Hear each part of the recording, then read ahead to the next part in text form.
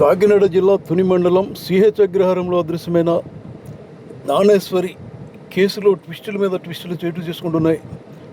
చిన్నారి అదృశ్యమైన 9వ రోజు ఆదివారం అటవీ శాఖకు చెందిన హనుమాల్ బృందాలు రంగంలోకి దిగాయి. వారి వద్దనున్న అధునానిక డ్రోన్తో పరిశీలించిన అనంతరం 6 పాయింట్లు గుర్తించారు. ఆ పాయింట్ల ఆధారంగా వారు ఎక్కడికక్కడ గాలింపు ముమ్మరం చేశారు. పత్తిపాడు సీఏ సూర్యప్పారావు, సామర్లకోట సీఏ భగవాన్ ఆధ్వర్యంలో ఈ బృందాలు తిరుగుతున్నాయి. వచ్చేసరికి పాపలేదు అంటారు వాళ్ళు ఇక్కడికి వచ్చేసరికి డైరెక్ట్ ఇక్కడ వచ్చి మళ్ళీ కిందకి వెళ్ళారు చూసుకొని వాళ్ళు ప్యాకింగ్ చేసుకొని బియ్యానికి ఏదో కంటాం దానికి చూడండి చిన్నది ఎలా అవుతుంది పైది పైన పైన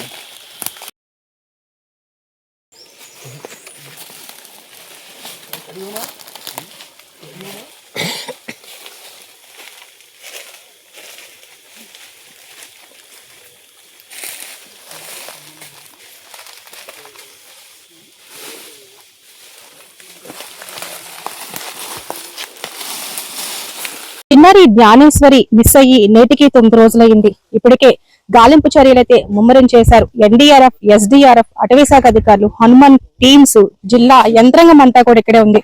ప్రస్తుతము ఏదైతే ఈ ఫినిషింగ్ ఉందో ఇక్కడే పాప వెంట్రుకలు కనిపించాయని చెప్పేసి ఇక్కడ ఉన్న ఈ జీడిపిక్కల తోటలో ఒక వ్యక్తి అయితే చూడడం జరిగింది.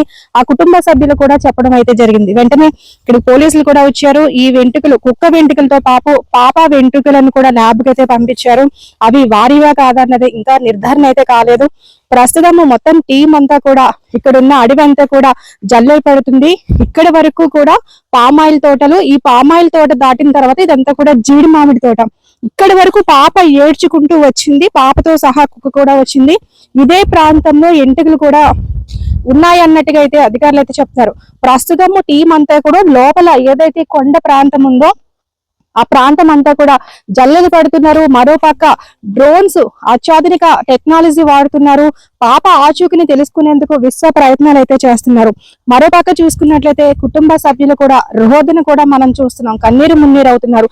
ఇన్ని రోజులుగా పాప ఏమైపోయింది అంటే పాప ఇక్కడ వరకు వచ్చిన తర్వాత ఇక్కడ నుంచి అంటే జనరల్ గా ఫారెస్ట్ అధికారులు మాత్రం ఇక్కడ ఎటువంటి వైల్డ్ యానిమల్స్ ఉండవు. ఉన్న ఏదైతే అడవి పందులు అలాగే చిన్న చిన్న ఏదైతే అడవి కుక్కలు మాత్రమే ఉంటాయని అధికారులు అయితే చెప్తున్నారు. కానీ అవి ఏమైనా అటాక్ చేశాయనే కోణంలో దర్యాప్తు చేసినా ఇక్కడ మాత్రము అంటే ఎక్కడ కూడా వైల్డ్ యానిమల్స్ మనుషుల మీద అటాక్ చేయవని అయితే చెప్తున్నారు. కానీ ఎవరైనా పాపని కిడ్నాప్ చేశారా, కిడ్నాప్ చేస్తే ఇన్ని రోజులు ఉంచుకుంటారా? ఒక పక్క సోషల్ మీడియాలో, పక్కన ప్రధాన ఛానల్స్ లో కూడా పాప మిస్ అయింది, ఎవరైనా పట్టుకుంటే ₹1,00,000 నజరానా అని అధికారులు కూడా ప్రచారణ చేస్తున్నప్పటికీ ఎవరో ఒక కోణంలో ఎక్కడో ఒక చోట పాప దొరికి తీరాలి. 30 దాదాపు ఈ మొత్తం చుట్టూ ప్రాంతాల్లో 30 సీసీ కెమెరాలను అయితే అధికారులు అయితే ఫుటేజ్లు అయితే తీసుకున్నారు, పరిశీలన చేస్తున్నారు.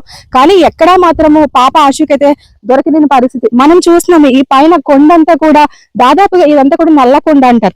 ఈ కొండ చుట్టుపక్కల ప్రాంతాన్ని కూడా డ్రోన్స్ ఎగరవేసి ఎక్కడైనా ఆచూకీ ఉందా అని చూస్తున్నారు. అంటే ఈ అత్యాధునిక టెక్నాలజీ డ్రోన్ ఎక్కడైనా చిన్న బ్లడ్ కనిపించినా సరే మనకు కనిపిస్తుంది. ఇక్కడ ఉన్న గృహాలు అంటే యానిమల్స్ ఆ గృహాలు తలదాచుకుంటాయి. ఆ గృహాలని లోపల కూడా డ్రోన్స్ పంపించి అక్కడ ఏమైనా పాపకు సంబంధించిన అనుమానాలు ఏమైనా ఉన్నాయో ఇక్కడ చూస్తున్నారు. అంటే పాప ఏడ్చుకుంటూ ఇక్కడ వరకు వచ్చింది. ఇక్కడ తర్వాత ఏం జరిగింది సీన్ రిపీట్ చేస్తున్నారు పోలీసులు.